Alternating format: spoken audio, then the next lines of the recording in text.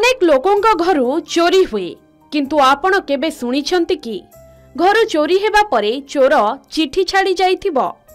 जदि एमिति किछि कथा सुनि नथिबे आमे आपणको एपरि एक घटना विषय रे कहिबाकू जाउछु। जणे चोर चोरी करिबा परे एक चिठी छाड़ी जाइथिला। खाली चिठी छाड़ी जाइथिला ताहा नुहे, चिठी रे एमिति किछि लेखिथिला जहा समस्तंको आश्चर्य करिछि।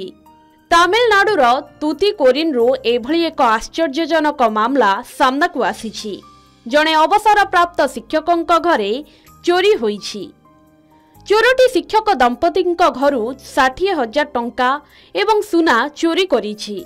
एहा परे शिक्षक चोरी विषय रे पुलिस को सूचना देइथिले। पुलिस घटनास्थल रे पहुंचिबा परे आश्चर्य होइथिला, कारण चोर चोरी करिथिबा घरे एक नोट छाड़िथिला जेउथिरे लेखा थिला जे मो घरे जनक देह भल नाही, तेणु एथिपाई टंका आवश्यक, मु मासे मध्यरे सबुतक टंका फेराई देबी। अवसर प्राप्त शिक्षक एवं तांको पत्नी निज पुओ को देखा करिबाकू चेन्नई जाइथिले। एही समय रे चोर सेमानंको घरे पसी 2टी सुना कानफुल, रूपा पाउंज एवं 60,000 टंका चोरी करिछि। एहा परे सेमाने तुरंत पुलिस को चोरी विषय रे खबर देइथिले। पुलिस घटनास्थल रे पहुंची एक नोट पाइथिला। नोट रे लेखा थिला जे मते क्षमा करंतु, मो घरे जनक देह भल नाही, मु 1 मास मध्यरे टंका और सुना फेराई देबी।